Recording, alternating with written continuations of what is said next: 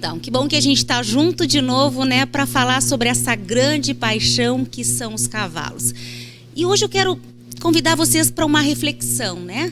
Será que todo mundo sabe realmente a importância do mercado equestre? Não me refiro somente ao nicho, né, que lida especificamente com os cavalos, mas será que a população em geral tem noção disso? Para nos ajudar na concretização desses fatos, da compreensão dessas ideias, eu convido vocês para assistirem um vídeo. Vamos lá, então?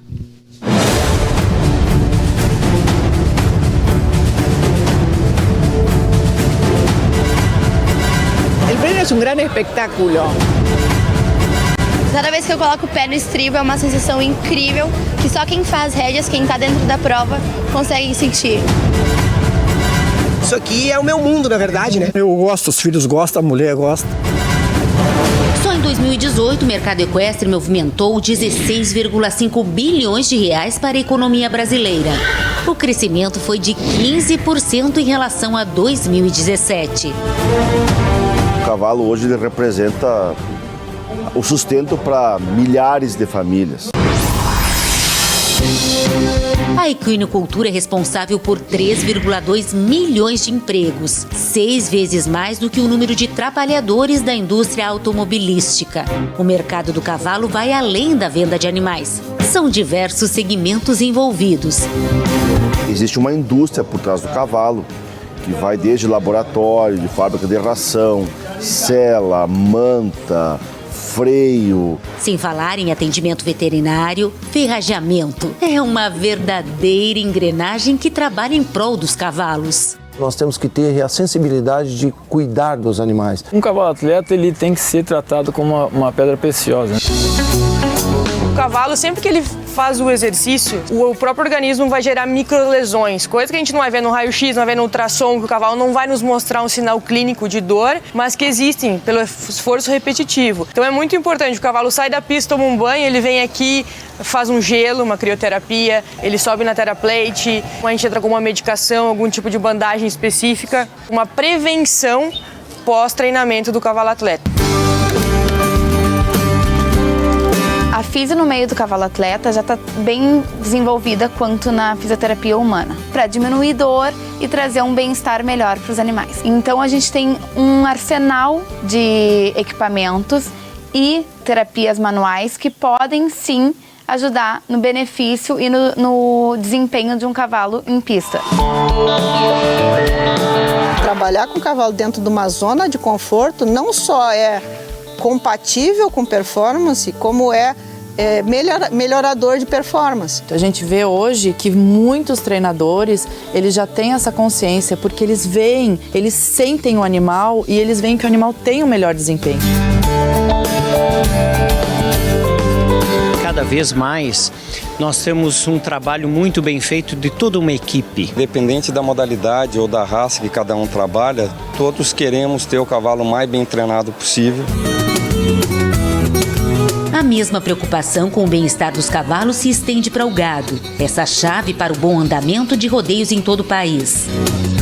O gado hoje é um atleta igual um cavalo correndo, né? Porque o gado tem um cuido especial, igual todo cavalo tem, né? A gente não reveza gado, todo gado corre um dia e não corre mais. Pode ver que esse gado que está aqui no momento está descansando e o outro está correndo, e assim a gente faz um rodízio para não cansar o animal também. Nos rodeios, cada boi corre apenas uma vez no intervalo de 1 hora. E cada grupo de animais participa das provas em média 1 vez por mês. No evento, existe uma estrutura preparada especialmente para recebê-los. Tem que ter alfafa, tem que ter água, tem que ter areia, tem que ter o repartimento, tem quantia de boi para cada mangueira. Todas as mangueiras é revisada que não tem prego, porque senão o veterinário do evento não deixa seguir o evento. Enquanto não tiver tudo no regulamento, não se corre boi. Hoje não tem mais espaço para gente que não tenha esse cuidado com o gado nos rodeios. No restante do tempo, o gado vive em seu habitat, pastando solto no campo. Os animais recebem todos os cuidados necessários e são supervisionados por um profissional. Tem um veterinário que acompanha o gado, tanto na chegada do rodeio que nem na saída da fazenda. Esse boi não tem condições, não vai. Cada vez mais essas questões de bem-estar animal são debatidas por organizadores de provas que envolvem gado e cavalos. Para que todos enxerguem exatamente o que é o animal de esporte, o que são as provas equestres, o que é o laço, o que é esse mundo todo que todo mundo fala muito, mas que talvez poucos conhecem a realidade.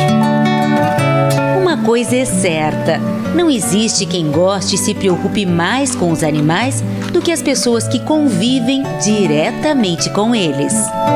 Vendo meu carro, vendo minha casa, vendo minha chácara e último eu vendo meu cavalo. A gente, bem dizer, respira o cavalo e o boi, né? Porque é a vida da gente. Não só me fazem bem, como eles me tornaram uma pessoa melhor demais.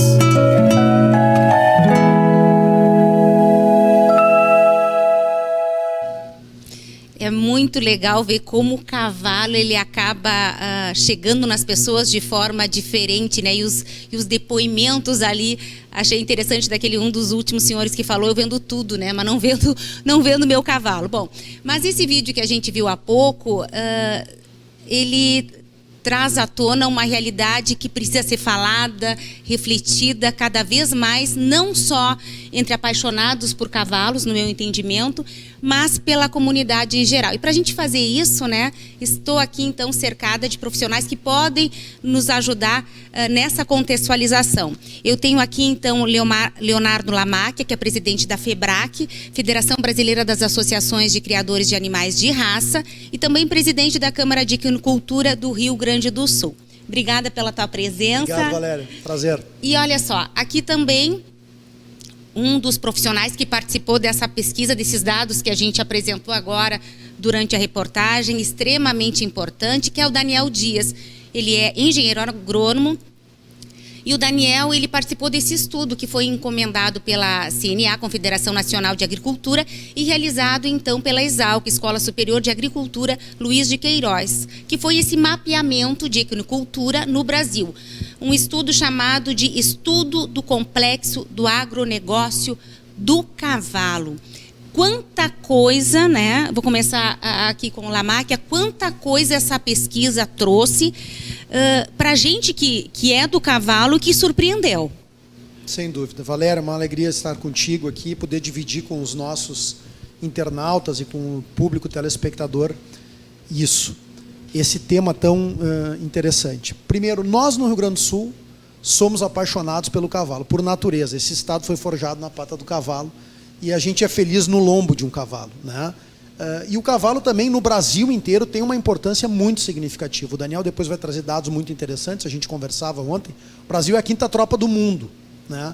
Mas eu queria abordar esse aspecto da importância econômica, que os dados mostraram um pouco ali, mas o cavalo e a pecuária em si, eu sempre tenho dito isso e frisado muito, tem importância econômica, social e cultural. O cavalo tem uma importância cultural imensa. O cavalo é cantado em diversas diferentes regiões do Brasil, com diversas diferentes características culturais dessas regiões. O cavalo está muito presente, por exemplo, o cavalo crioulo, o freio. Nós tivemos agora no fim de semana. Lá, o quarto de milha no Nordeste com a vaquejada. Tu quer expressão cultural maior do que o freio de ouro e do que o cavalo crioulo no Rio Grande do Sul e do que o quarto de milha na vaquejada? São expressões culturais muito fortes. O cavalo árabe, por exemplo, que foi o cavalo das guerras, que é o pai e a mãe de todas as raças. O manga larga, que é um cavalo fortíssimo ali na região de Minas, no Rio de Janeiro. O hipismo, o exército, que usa muito ainda os cavalos, os shows que o exército dá com o cavalo. Então, a importância cultural dele é muito significativa. E cultura é fundamental para qualquer povo. Então, vê que esse animal, além de toda a sua beleza, traz dentro do seu contexto um aspecto cultural. O social, tu mostrou já em vários programas teus, Valéria, e nós vimos aqui mesmo, na nossa programação, o tema da inclusão de ouro. Do que a importância maior social do que projetos como a inclusão de ouro, iniciativas de ecoterapia que realmente mudam a vida de pessoas que têm necessidades especiais a partir do convívio com esse animal. E a importância econômica, ela está diretamente ligada à importância social. Porque eu também tenho dito muito isso, e a FEBRAC é uma defensora desta lógica. Não há desenvolvimento social sem desenvolvimento econômico. Todas as nações que tentaram ter desenvolvimento social, primeiro, a partir de um projeto que era chamado de socialismo ou de comunismo, mostraram que não funciona. Porque a mola propulsora do desenvolvimento social é o desenvolvimento econômico. É a geração de tributos para que os governos possam fazer a sua parte no que tange a desenvolvimento social. E a indústria do cavalo mostra também isso. Ela se desenvolve economicamente com esse número de 16,5 bilhões e isso gera uma cadeia imensa de empregos e, portanto, de renda e dignidade para essas pessoas. E eu vou concluir, para nós ouvirmos, eu acho que muito do estudo que o Daniel tem, que é muito interessante, dizendo que isso que o cavalo faz também de gerar dignidade para as pessoas, a partir da sua cadeia de produção, ele também atinge uma mão de obra que dificilmente teria, às vezes, lugar numa cidade, que teria dificuldade de se colocar como mão de obra.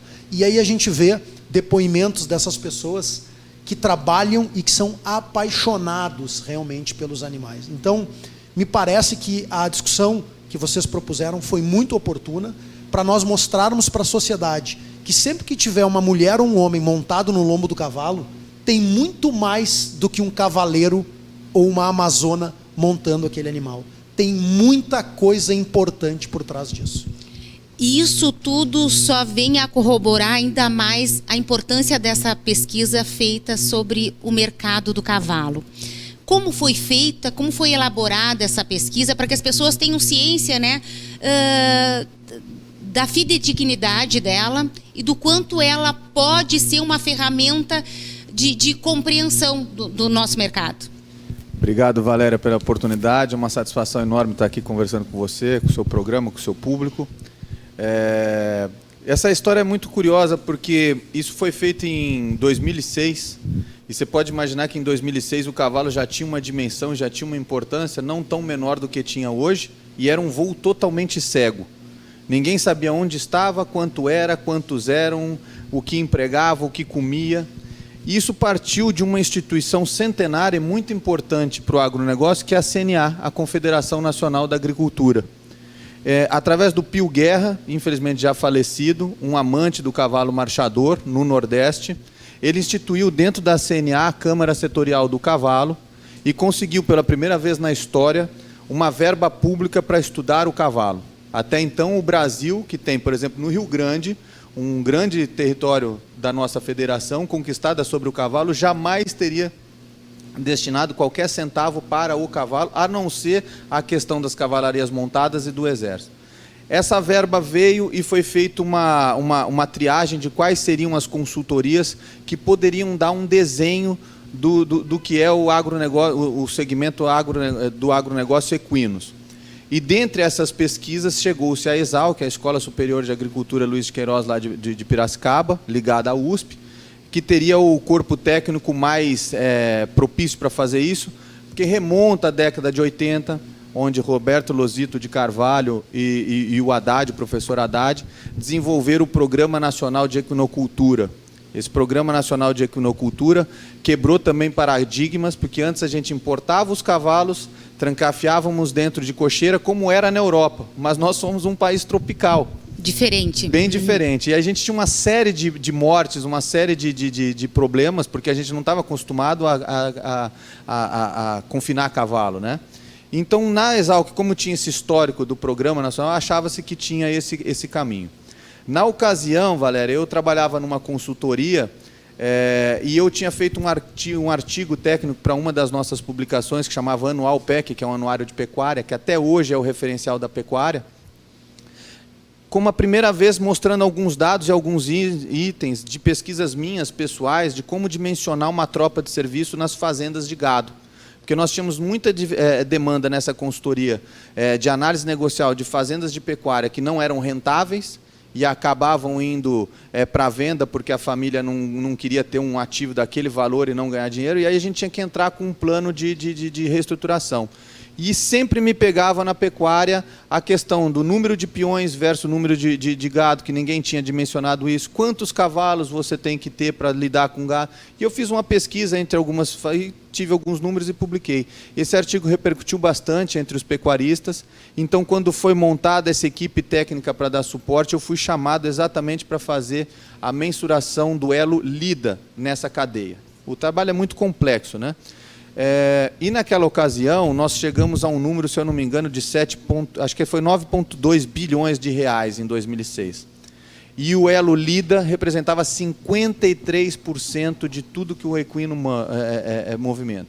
E lida, quando eu falo, é dentro da fazenda, é a lida direta do gado no dia a dia, não é a lida das provas técnicas ou dos shows, como algumas regiões do Brasil chamam.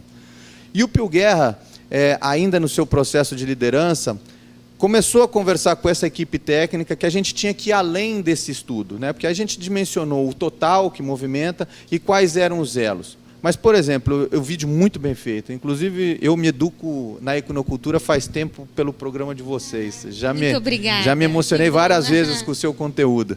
E não é rasgação de seda, é verdade. Você pega esse seu material aí, por exemplo, e você fala assim, ó, o cavalo movimenta 16,2 bilhões e tal, só na pecuária tem 53%. Ótimo, chegamos nesse... Mas o que o estudo ainda deixa a desejar? Aonde estão esses 53%?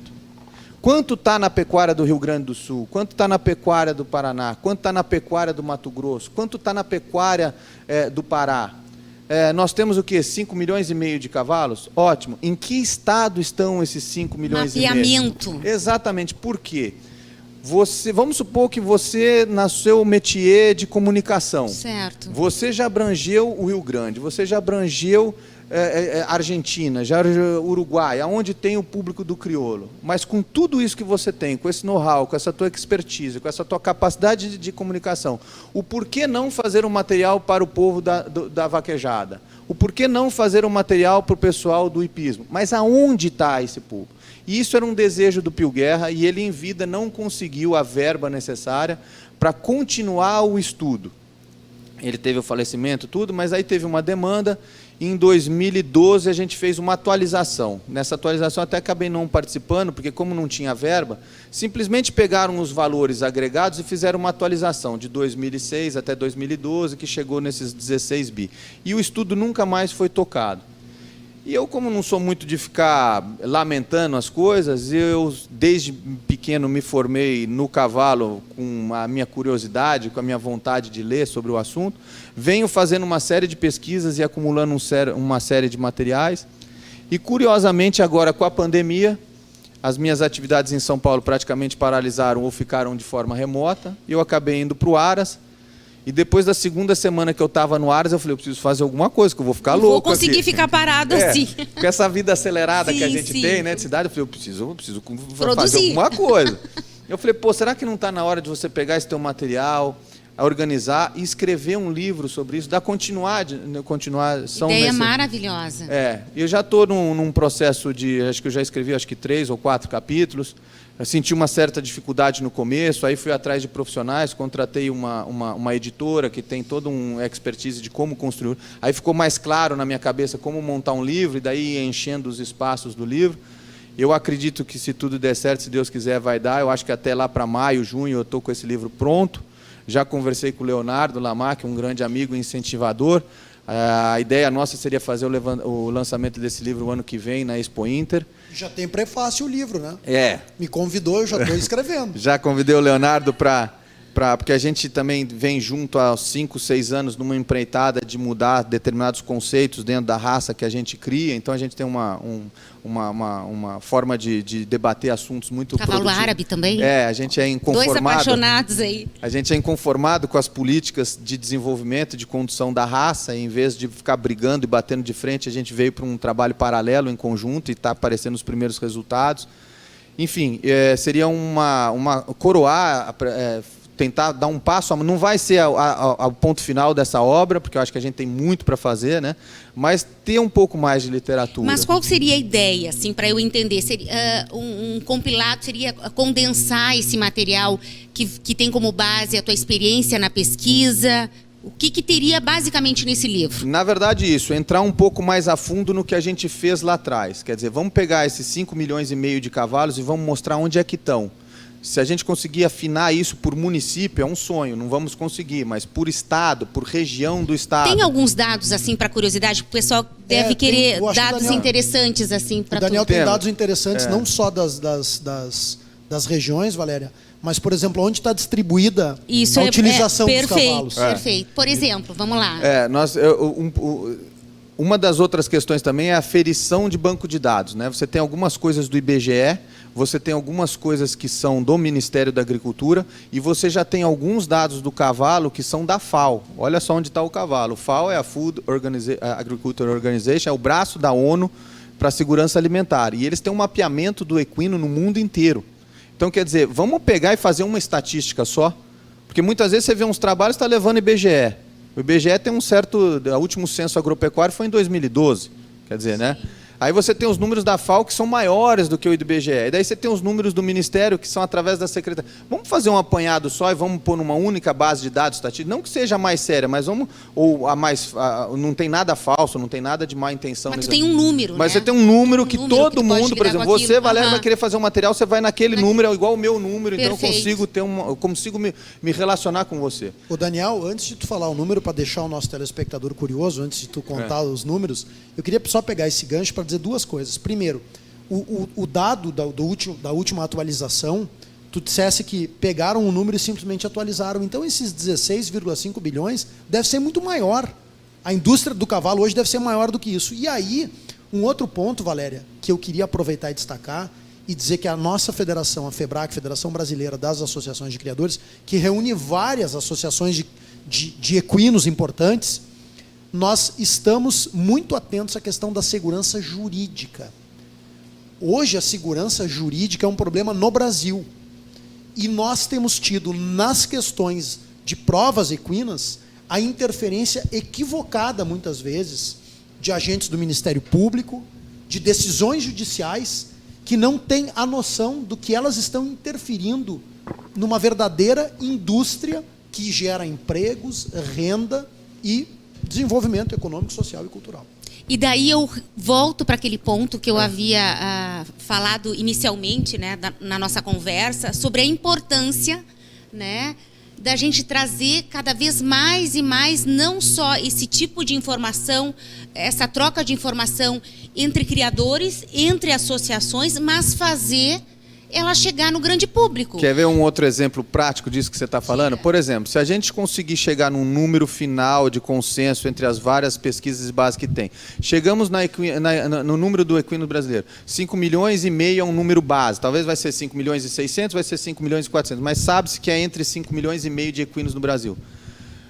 Quantos são registrados e quantos não são registrados?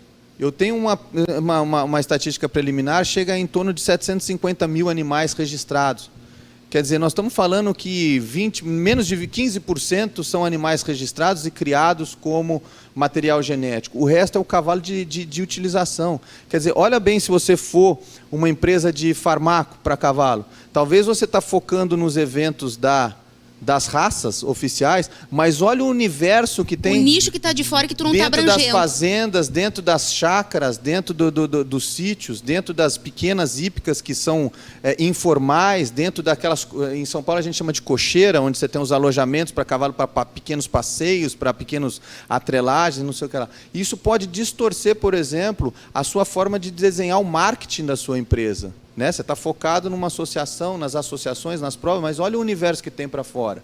Outra coisa que eu acho importante a gente conseguir na reunião dessas estatísticas, quanto desses animais estão nos grandes centros dentro Às vezes a gente vai chegar numa conclusão que 50%, 60% desses animais estão nas áreas de fronteira agrícola. onde muitas vezes a sua equipe, os revendedores, os RTVs, né, os revendedores técnicos que se chamam nas indústrias, não estão indo para as zonas de fronteira agrícola, estão ficando, por exemplo, nas bordas marginais dos grandes centros, onde tem as hípicas. Então, tudo isso pode ser uma mudança de comportamento de acordo com o que a gente for aferindo melhor esses números. De crescimento, né? Porque a partir do momento que tu tem conhecimento desses dados, tu pode fazer um movimento, porque caso contrário fica muito empírico. Por exemplo, tudo no achismo. Exatamente, e esse que é o problema, o achismo. É um outro exemplo que eu dou em algumas palestras que eu faço de cavalo. Eu acho engraçado quando você vai montar um banco, você vai lá e contrata economistas, administradores de empresas, contadores, advogados, você contrata uma série de profissionais. Quando você resolve criar cavalo, você faz por você mesmo, com aquela experiência que você tem da sua boa sucessão no mercado financeiro ou no mercado da engenharia civil, e você faz por si mesmo. Por quê? Porque falta também literatura e material de consulta. Com certeza. Né? Então, eu acho que esse leque é uma contribuição que a gente pode dar. E esse livro vai ser lançado, então, na Expo Inter do ano que vem. As pessoas podem esperar por isso. Se Deus quiser, eu vou conseguir reunir o material. Talvez a gente não faça a obra mais completa, mas a gente consiga dar um andamento a esse trabalho que está parado no 2016. Não por omissão da Exalc, não por omissão da CNA, mas às vezes compensa a gente, iniciativa privada, não ficar lamentando a morosidade das decisões institucionais e empreender e seguir adiante com aquilo que está fazendo falta para a gente, né? Eu vejo também uma mudança substancial do cavalo hoje em dia com relação à parte social, Valéria. Eu acho que você tem contato com esse projeto do cavalo crioulo, né, a inclusão de ouro. Eu chamo um número que eu acho que é importante. Eu acho que a BQM, a Associação Brasileira dos Criadores de Quarto de Milha, eu estava acompanhando o primeiro balanço da nova diretoria e eles estão destinando R$1.470.000 por ano em ecoterapia. São 44 unidades espalhadas pelo Brasil inteiro, 4 próprias e 40 que eles dão suporte, em função dos trabalhos científicos que são incontestes do benefício do cavalo para a reabilitação de pessoas com alguma portabilidade de necessidade especial. Isso também é algumas coisas que a gente tem que mudar na forma de tratar o cavalo. Eu vejo que a gente está sempre tratando o cavalo como negócio, como uma ferramenta de fazer dinheiro, como uma ferramenta Mas eu acho que já está havendo essa conscientização cada vez maior, mas acho também, para que não hajam essas deturpações e intervenções equivocadas em eventos equestres, que a população e que os meios saibam do que é feito, e que isso não fique essa troca entre eu e tu e vice-versa, né? No ponto final, quer dizer, essa obra eu vou estar cuidando para escrever ela de um jeito que não seja para o público do cavalo, seja para o público do cavalo, mas para a população em geral. Então, por exemplo, quando a gente estiver numa discussão aqui, vamos supor que o nosso tema fosse bem-estar animal e tivesse ativistas. A gente conversaria no final, a gente daria o livro para ele e falou assim: olha, leia esse livro que você vai entender que não tem algumas premissas suas que estão equivocadas. Olha, eu vou dizer para vocês, a gente tinha que ficar uns 2, 3 programas aqui falando, quem sabe a gente não consegue combinar um próximo, porque o assunto, ele realmente, ele pede mais tempo, mas foi um prazer enorme. Eu acho que a gente temos a nossa contribuição. Já plantamos a nossa sementinha e acho que o pessoal vai refletir em casa, né? Muito obrigada. Muito obrigado você, Valéria. Foi enriquecedor. Obrigada, gente. Obrigado, Valéria. Quero dizer para todos que estão em casa nos assistindo, cavalo é uma paixão, uma raça e opção. Comprem um cavalo, porque sem dúvida nenhuma vão ser muito felizes no lombo de um animal que é o cavalo. Com certeza. É muito bom a gente poder falar sobre o que gosta, né? Até o nosso próximo encontro. Até mais, gente.